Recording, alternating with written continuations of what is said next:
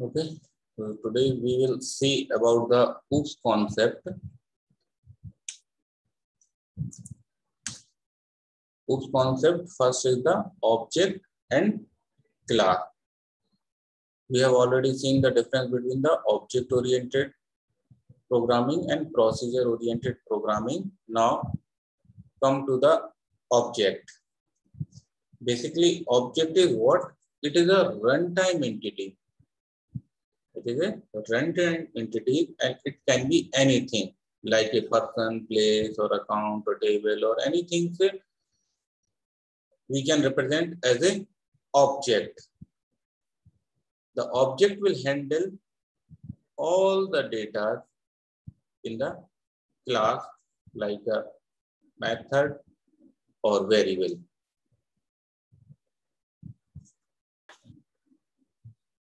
Object contain data and code to manipulate the data. Basically, when we create a class, that means we need to create an object to access member variable or member functions of the class. So class is what? Class is nothing but it is a compartment of three things. One is the class name. With the help of class name, we can identify the class. Second is the data member. That means we define the variables, all the variables called as a data member. Variable means like when we define integer A, integer B, or integer some character or float. So if we define any types of variable, these are called as a data member of the class. Now come to the member function. This is the third one. Portions of the class member function. Member function means method, behavior, and operation. We can perform our operations through member functions. So number of member function we can define in a class, or these member functions accessed by the class object. So class is nothing as this is the class name, data member, and member function. So class is the we can say another definition. Class is the collections of the data member and member function. Class is the collections of data member and the member function.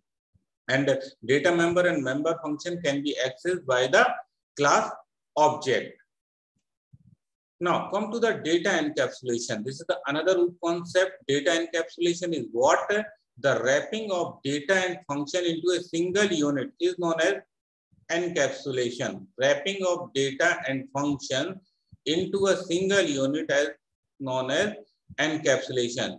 In encapsulation, data cannot accessible to the outside of the world, means those functions who are not member of the class, they cannot access the data functions or data member which is inside in the class.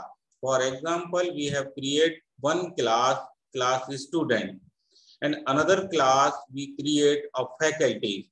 So faculty is object cannot access directly.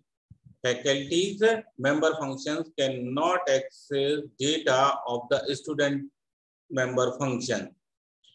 That is means if we are creating the two class, then the one class data cannot go outside of the another class until unless it is a public. जब तक आप इसको publicly नहीं करेंगे तब तक ये बाहर कोई दूसरी क्लास डेटा को एक्सेस नहीं कर सकती है. Basically, when we want to interact data from between two classes, we need to create an object. With the help of object, we can access the data from the other class. Data abstraction is what? Data abstraction refers to the act of representing essential features without including the background detail or explanation. Basically, data abstract. Data abstract means we pass the some information, we do not pass the whole information. Class use the concept of the data abstraction. We can pass just the class name student, we not pass the details of the student. So with the help of class name, we can identify what types of data inside in the class. अगर मैं बोलूं आपको कि मैंने एक class create करी है student की और मैंने आपको बोल दिया कि now this is the class of the student, now you can assume very easily कि what types of information inside in the class. कि स्टूडेंट की अगर एक क्लास है तो स्टूडेंट से रिलेटेड ही इंफॉर्मेशन उस क्लास के अंदर डिफाइन करी गई होंगी, तो दैट इज कॉल्ड, हम बोलते हैं कि डेटा एब्स्ट्रैक्शन। तो since class use concept of the data abstraction, they are known as a abstract data type. So basically abstract data type is what? Abstract data type मतलब it is created by the user. Abstract data type, that means created by the user as per their need. When predefined data type means like a integer, float, character, double, long, these are the predefined data type. We cannot change anything in the basic definitions of the predefined data type. But when we define the abstract data type, we can change or we can update abstract data type as per our needs. So class is one of abstract data type. So I think it is clear that data type is how many data types? So there are two types of data type. One is the abstract data type and another is the predefined data type, built-in type.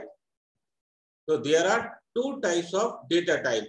One is the user-defined data type, like a abstract data type, and another is the built-in or predefined data type, like a integer, float, character, long, double. In abstract data type, class is also a user-defined data type, where user can define their own class. So encapsulation, data abstractions.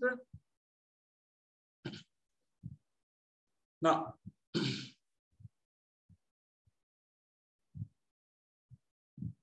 another concept is the inheritance. I think everybody know about the inheritance. Inheritance is the process by which object of one class acquire the property of object of another class. Look at this. This is the class, is the word. In the class word, we have some attribute, features, and so many things. These features can be inherited by all types of word, like a, जैसे कि आप बोलते हो ना कि आपके parents की properties आपके अंदर आ गई हैं, आपके पेरेंट्स की प्रॉपर्टीज आपके अंदर है कि आपका बोलने का तरीका आपके पेरेंट्स जैसा है, आपका चलने का तरीका आपके पेरेंट्स जैसा है, या बात करने का behaviour.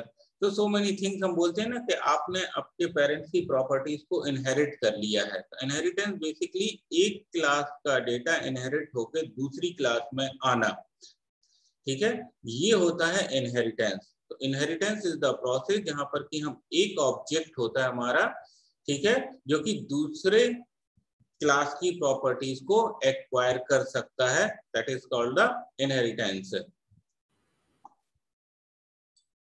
And the yes, and the polymorphism. Polymorphism is a Greek term, means to